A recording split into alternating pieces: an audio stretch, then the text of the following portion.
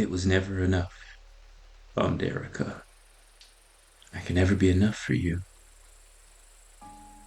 These were the first words of the morning he'd put onto the screen.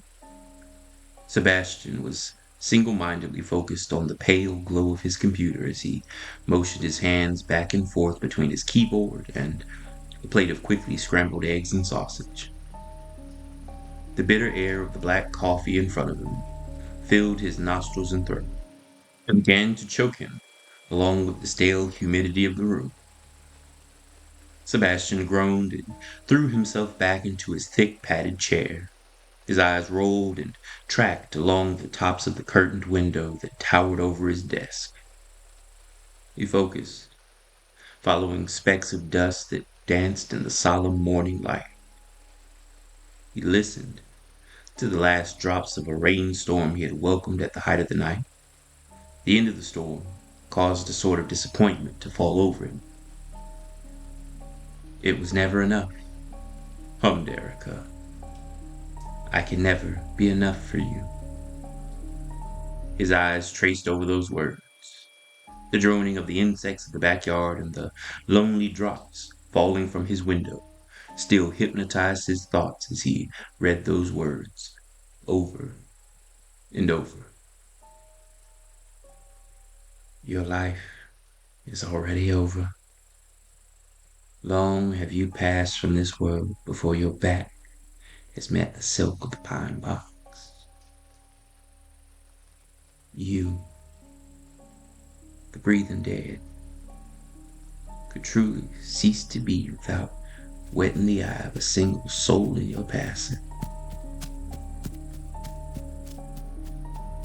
The soft crunch of grass broke Sebastian from his trance and pulled him to his feet. His chair fell back, rattled at its creaky screws by the impact. Who's there? He shakily questioned. I'll fucking shoot you. He nervously paced the room, maneuvering towards the door with shaky, empty hands. Gumption gathered in his belly, and his pace quickened as he marched out of his house and into the yard. Who's there? He bellowed again, his voice lowered to a mumbling fit of curses as he came closer to view the backyard. He marched past the corner of the house and saw nothing. Sebastian paused, and the moist air washed over him with a particle-filled breeze, coating him in the yard, in the dew of the lakeside air. His grumbling intensified, and his curses crept from his throat at the unseen intruder. He looked at the sky. His eyes took hold of a blanket of fast-moving clouds. They pulled themselves along the sky like ash-colored bedding, pulled high and tight. Sebastian could also see the curtain of rain being released from their billows, weighted heavy and let loose over the forest and the edges of town. Lightning jolted along the sky and sent the man, startled, into flight back to his porch. He had already soured his mood being called out into his yard with that curious sound and being coated in the mists of the morning. He was in no mood to be caught in the oncoming storm. As he reached out to the knob of his front door, he felt the stabbing whine of some high-pitched tone that briefly wormed its way into his brain and left him all within a matter of seconds. He pushed his palm onto his ear and shook his head in agitation. What the fuck? He snarled.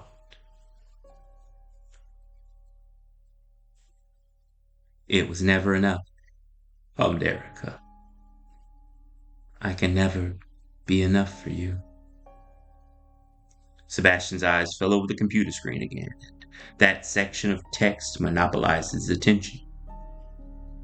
He rolled his tongue over coffee-stained teeth and growled in an exhalation of anger before standing his chair up and getting back to work.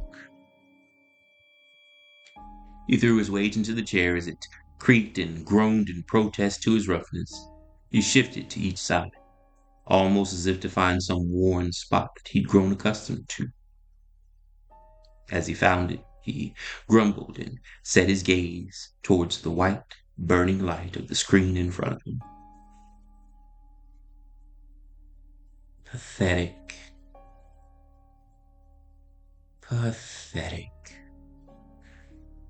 Shadows grew over the room, flowing and singing like a cape at the rider's back. A flash of lightning cast a jagged illumination over the room and sent the shadows to the corners. So much so that it was only in the chasms between furniture and bodies that the darkness held its grip in that moment. It was never enough. Oh, Erica, I can never be enough for you. The words found their way to his eyes again as he slammed the computer shut and left the room in shadows once more. Sebastian leaned forward, pushing his hands deep into his scalp and laying his head against the cold desk. Pathetic.